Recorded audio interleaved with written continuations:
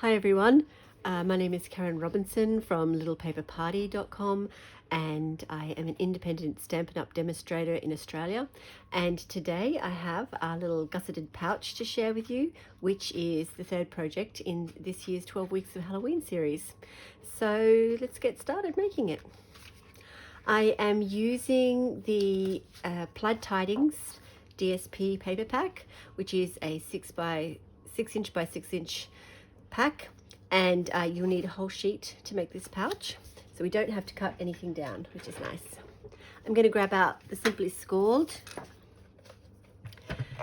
pop my piece in the corner, and we're going to score it at 1 1/4 inches, 1 5/8, 2 inches, 4 inches, 4 3/8, 4 3/4.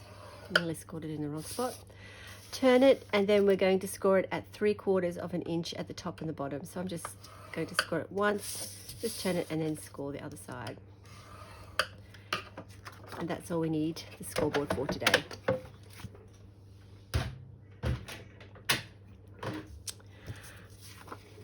I'm going to give my score lines, fold and burnish them, just so I can see where I need to trim a bit easier. Once again, I seem to have chosen a fussy design, but you can feel the ridges, which is good. That helps. That helps.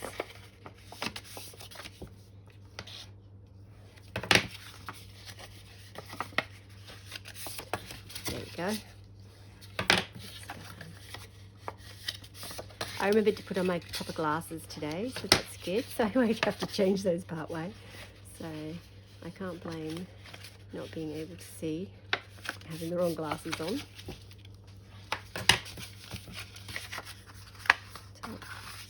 Okay, and one more.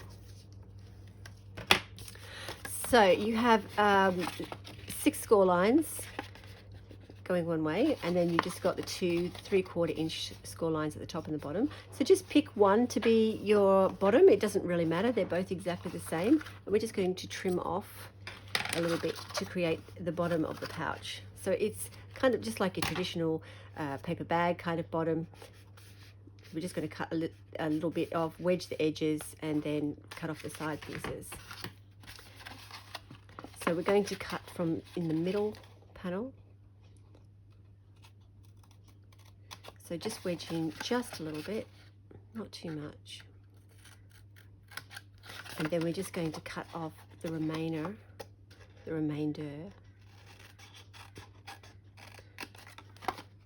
of that edge.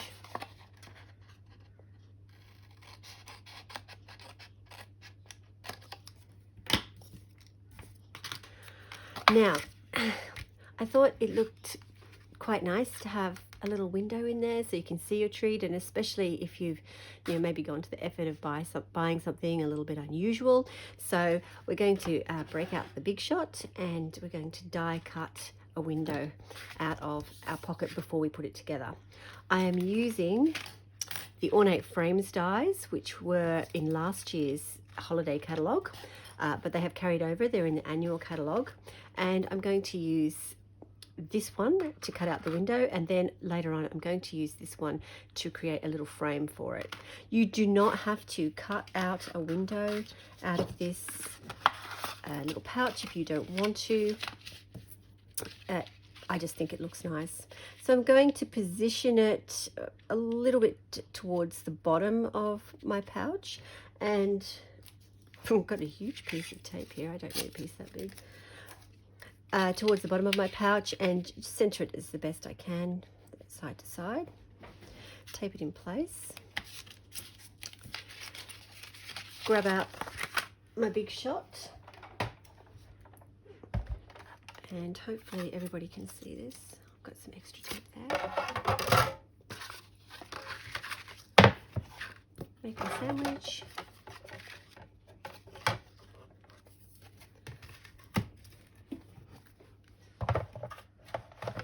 and then just run it through the Big Shot. Any cracking noises that your Big Shot makes is perfectly normal, nothing to worry about. And we'll pop this out of the way. We don't need that anymore. And then with your painter, with your tape, whatever tape you're using, whether it's washi tape or purple tape, like the special purple tape, or painter's tape like I'm using, just take your time removing your piece from it, because you don't want to tear the rest of your bag and ruin your hard work. So if you want, you can put that aside to keep for something else. You could use it for a label later on. So here is our little pouch with the window cut out, and now of course we need to fill it in, because otherwise stuff is going to fall out of there. So I have a piece of window sheet cut. It is cut to 1 7/8 of an inch by 2 inches, which is going to fit in there perfectly. And I'm just going to use glue dots in the corners just to keep it in place. And once you have something else in there, it's not going to fall out. The glue dots are really good, and they're nice dry too, so you don't have to worry, because window sheet is a bit slippery. If you use a wet glue, it can slip around a little bit and glue can get out from the edges, and you don't want that. Whereas it's dry, it's quick, it's easy, and once there's something in there, it's going to be pushing against it, so it's not going to come out. So before I put the bag together, oh, I've got dust everywhere. I'm going to put the frame on. Now, you don't have to add a frame. I just think that it looks quite nice. Yeah, I just think it looks pretty and adds a little bit of decoration, but it still looks nice just plain. So I used this die, which nests, like these two nest together quite well. And so I use that to create a frame. So what I did, I'm not going to die cut it. This will just save a bit of time. So I die cut out this piece, the ornate frame, and then I die cut out this from the middle of it, which gave me this lovely little frame here. Hold on. Oh, I think that's my spare. This is a better one. I have a couple just in case I made a mistake. So I did find that die cutting the ornate piece and then die cutting the center out worked better with this particular shape. I could actually get more consistent width for the edges around there than doing it the opposite way, which is the way you do tend to do it. So I'm going to pop this on with Tombow. So this is my silicone craft mat. It's used a lot, loved a lot. It's got little bits of glue on it, but that's okay, that's what it's for. And I'm just going to add little dabs of glue. Oops, Daisy, that's way too big. Just around the largest parts of my frame. Every single part doesn't have to be glued down. We do have some new adhesive sheets, and I still am kind of figuring them out and experimenting with them, but that would make this much easier, because you could just put those on the back, run it through, and then you have a sticker kind of thing to put it on. But yes, not au fait with those yet, so I'm not ready to use them. So as I've got quite a bit of Tombow on there, I know it doesn't look like a lot, I'm actually just going to flip it over and just tap it lightly on the other side of my sheet, and that will just take off some of the excess. So when I put it in place, I'm not going to have bits oozing out. And then I can line it up around my window and yeah, glue it in place. And it adds just a nice little decorative element to it, which I think looks very nice. So I've had a lot of wind here, and there just seems to be dust absolutely everywhere through the house. We've got the westerlies coming. Now for the other gussets, the other score lines that we did, we're actually making a gusset, and that will enable the pouch to expand depending on what you want to put in it. So I've actually put something in there reasonably thick, but you might put something in there a bit thinner, but it just kind of gives it a bit of space, which means you can put something a bit bigger than you would have been able to if it was completely flat. So we have the 3 score lines on each side, and the middle one we're actually going to just fold to the inside so that we have that ready to go. You don't have to burnish that one if you don't want to. but we're just going to fold that middle one, so we're going to get this nice shape. So to put the box together, I'm going to use tear and tape, I should say pouch. And it doesn't matter which side you choose to overlap. We're just going to put a piece of tear and tape along one edge and along this bottom flap. I didn't cut that very well, but that doesn't matter. It's going to be at the back, no one's going to see it. Remove the backing. So if you have any tape that's over the edge, you can trim it off, or you can just roll it back on itself, and because it's double-sided, it's still going to be sticky. You're not going to lose any of the stickiness from that. I'm going to fold in my back and line up the edges.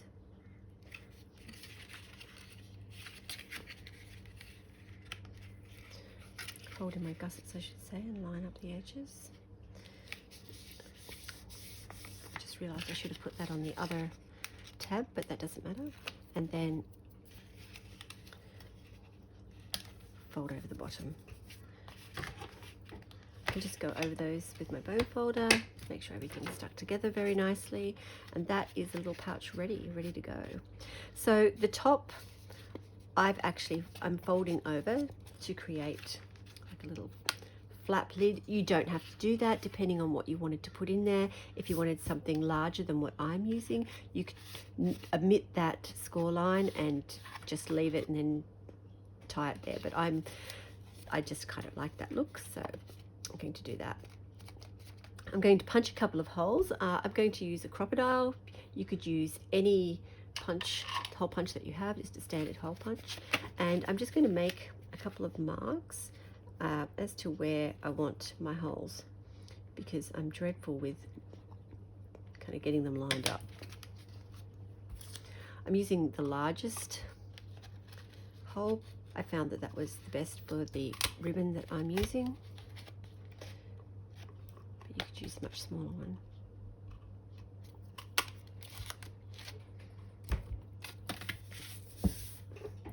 Move my scraps out of the way. Just before we put our treat in and tie it all up, we're going to add a little bit of decoration. I am going to add a sentiment from Itty Bitty Greetings, which is an annual catalogue. This is a 2-piece stamp set, so that you'll get two cases. And I'm just going to use the Trick or Treat. So this is a really versatile set. It has greetings for pretty much every occasion. I've actually only just grabbed the one set here. So there's another set for Easter, Hanukkah, Father's Day, Mother's Day, babies, Halloween, and they are just little tiny sentiments too, but perfect just to add a little something when you need a sentiment. I'm going to stamp it in Memento ink today, Memento black ink, onto a scrap of Whisper White. I might just stamp it again. Okay, that's better.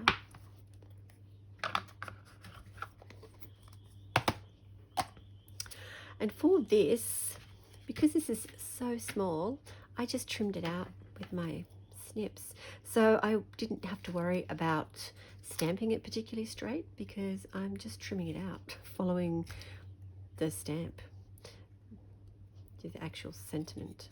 I just want a really small little thing, because this is just a small pouch. So I did want to pop it up. I used dimensionals. So I am using just our normal dimensionals, but I'm actually going to just cut a little sliver off the dimensional off the side.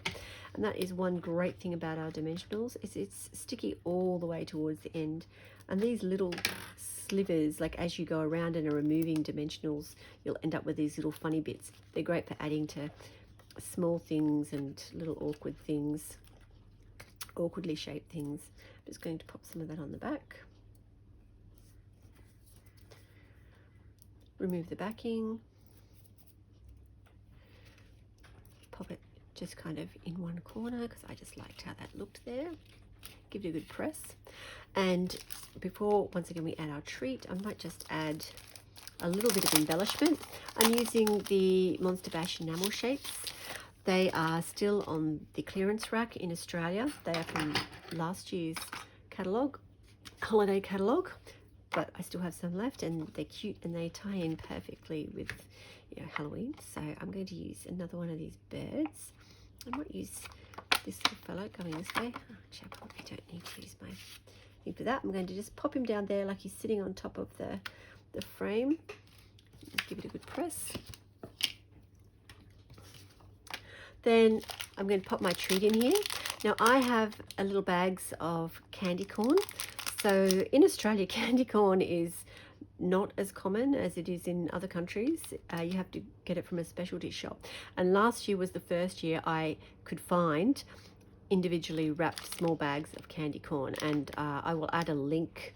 I'll try and add a link in the video, and I'll also add a link in my blog post as well to where I found these. Whether or not they'll have them this year with everything that's going on because they're imported, I don't know. And you know, candy corn's not high up on the list of priorities, but I will add a link. And so yeah, if you're looking for something to send with your kids to school that's a little bit different, then I was really pleased to find these. So my son took them, my youngest son took them to school for his friends last year, because a lot of kids in Australia haven't had candy corn. It's a novelty lolly. Other options, you could put anything in here that you wanted to. The Halloween lollies are not out in Australia yet. They won't be out until late September, if that.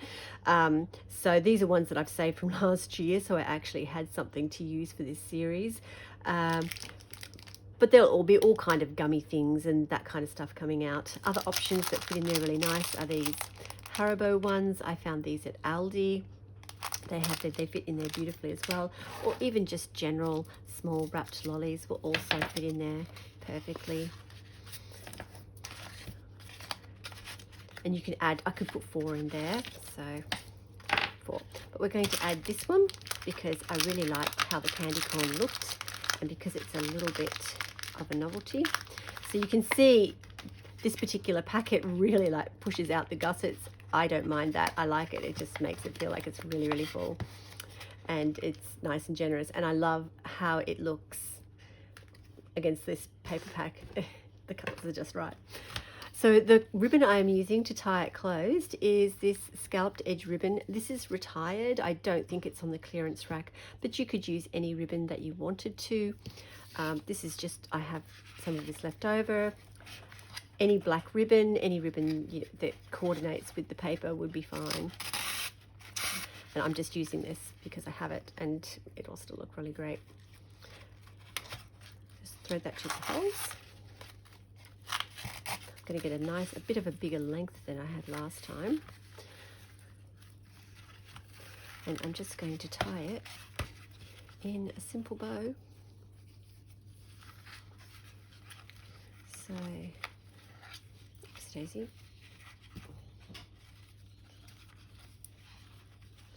Oh, that's a nice big one. That's better.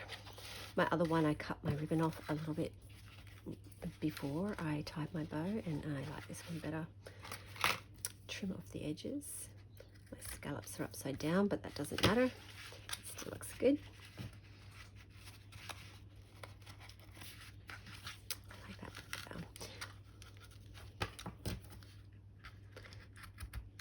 So as a rule of thumb, I don't know why or where if I've heard this anywhere, but I tend to trim these edges, like the loose edges, around the same length as the loops, unless I want them, quite flowing for the effect of what I'm making. But generally when I'm just making a basic bow, that's how I tend to trim them. I think that everything looks nice and proportional that way, but that's just my tips.